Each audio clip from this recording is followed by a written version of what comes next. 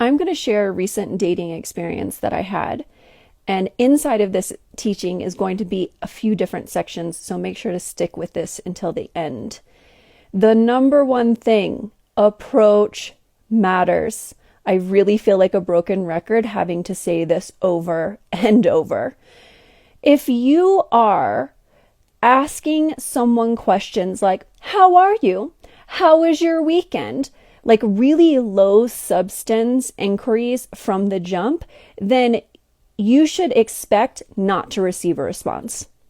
Because your approach, the way that you are stepping forward toward a woman, especially of my caliber, if you are not reading my bio and being like, oh my gosh, where did this woman come from? I am really interested. I really want to get to know her. You are telling me one of two things or both, which is that you are a low effort man, or two, you cannot see. Like you're a blind man within the dating world who cannot see a woman of my caliber, which of course I would not be romantically interested in. Okay, so that's number one. Also, don't expect me to teach you how to approach me. Okay, number two, attunement and care. So the person in this example had sent a quality first message. However, when I responded to his inquiries, he really didn't tune into what I was saying and then reflect back or ask another inquiry. He jumped into being like, hey, that's awesome. Let's have a phone call. Now, the reason why I ended up doing a video chat, there are a few different reasons. One is sometimes I just like experimenting. Two, seeing if my intuitive inquiries are accurate, which so far I'm 100% relative to dating. And I'm also extroverted, and sometimes I just want to have an interaction with another human being. However, what he put on my radar by not really responding genuinely and with depth relative to what I said is that this may be a man who lacks attunement. Okay? Now, we go ahead and set up a Zoom call. And I had sent the link and we had decided a date and time. He did not message me, not at all, prior to the time that we were getting on this Zoom call. He showed up to the Zoom call, but he did not do a last minute check-in at all. Typically, if a man does not do a check-in with me relative to any form of date or Zoom call or phone call in this way, I just would not get on the call because you are saying you lack care.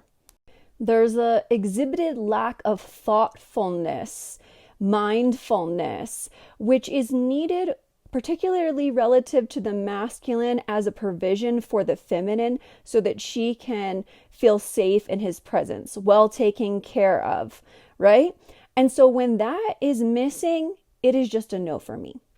However, I was like, okay, well, I've already done my makeup and I'm feeling like I would like to have some tea and chat. So I'll go ahead and get on this call.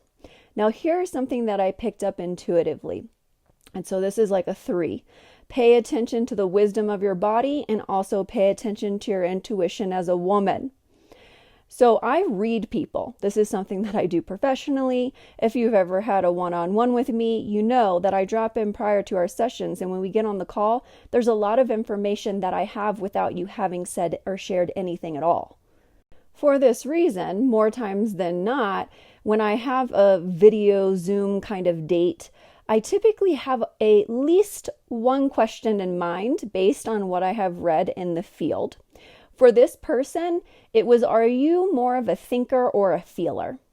And the reason why is because I was like, I believe him to be a thinker, and he is believing that he can think himself into consciousness and spirituality, which is not possible. This is not a man of presence, therefore also why he lacked attunement. This is not a man who is deeply engaging inside of his body, somatically like anchored to earth. All of these things are core foundations for me to be romantically interested in a man.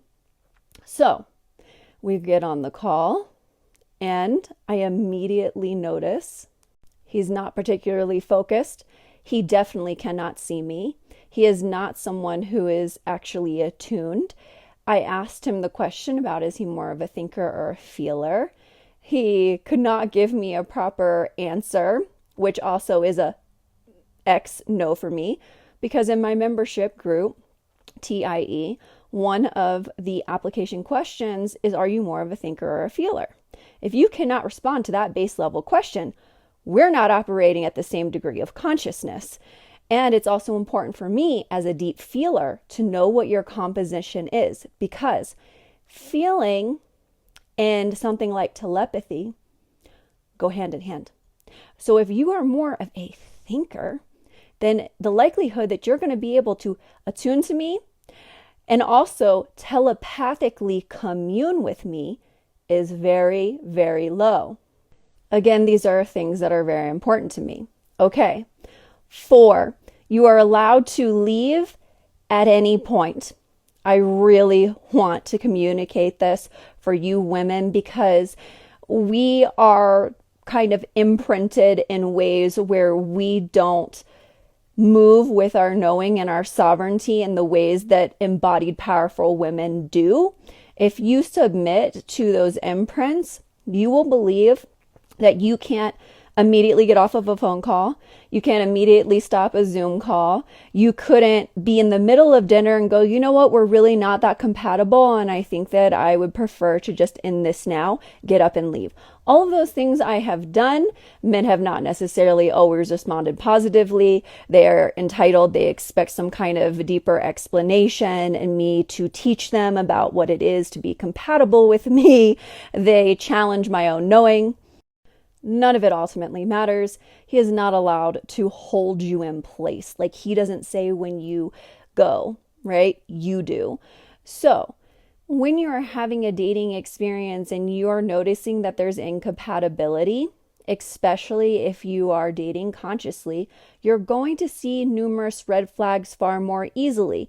You're going to know to a much higher degree what would be a match for you and what isn't. You'll know what is distorted and resistant versus deeply fluid and resonant, right? And aligned for you. And so you need to just move with your knowing. I know that that can be difficult because the potential matches are so much lower, but your no is sacred and you need to honor it as you honor your own self and your soul. Okay, so those are 4 points.